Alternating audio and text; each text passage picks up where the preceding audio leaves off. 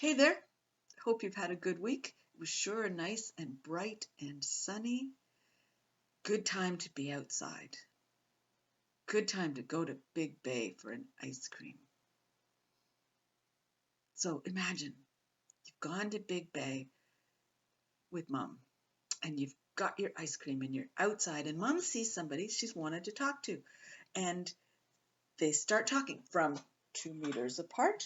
They're into a really big conversation. And you notice that Mom's ice cream is starting to melt and it's going to start melting onto her hand and she's going to lose that really good ice cream.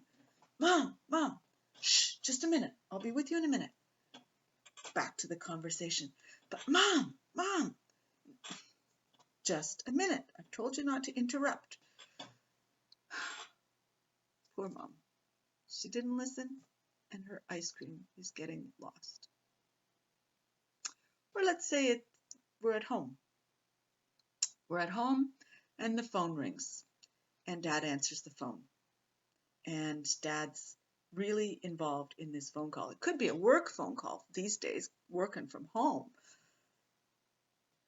Dad's listening very carefully, and you realize the dog is on the couch, and the dog is about to throw up. Dad! Gives that motion that tells you not to interrupt and listen, goes back, eyes back, focused on this phone call. Dad! Stern face. And when Dad gets off the phone, Dad says, haven't I told you not to interrupt when I'm on the phone? But Dad, the dog was going to throw up on the couch. In fact, the dog has thrown up and it's a huge mess that we have to now clean up.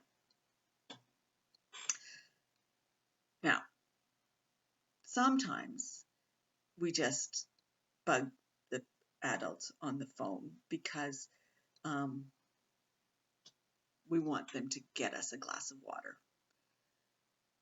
Sometimes we interrupt the conversation that adults are having on the side of the road from 2 meters apart because we're bored and we just want to get moving. But sometimes we have something important to say, something that the adult would really want to know. It's important to realize that you have a voice. You have a voice that matters. You have a voice that can say things that are important. Sometimes you will notice things that the adults in our lives don't notice. And those are important things to point out. Sometimes we just interrupt because we want the attention, but sometimes we have important things to say. And we need to say them. Jesus knew that. He told his disciples, you've got a message to give, and it isn't always going to make people happy. Sometimes the message you have is going to make them upset. They may get angry with you. But if you know that that's true, you say it anyway.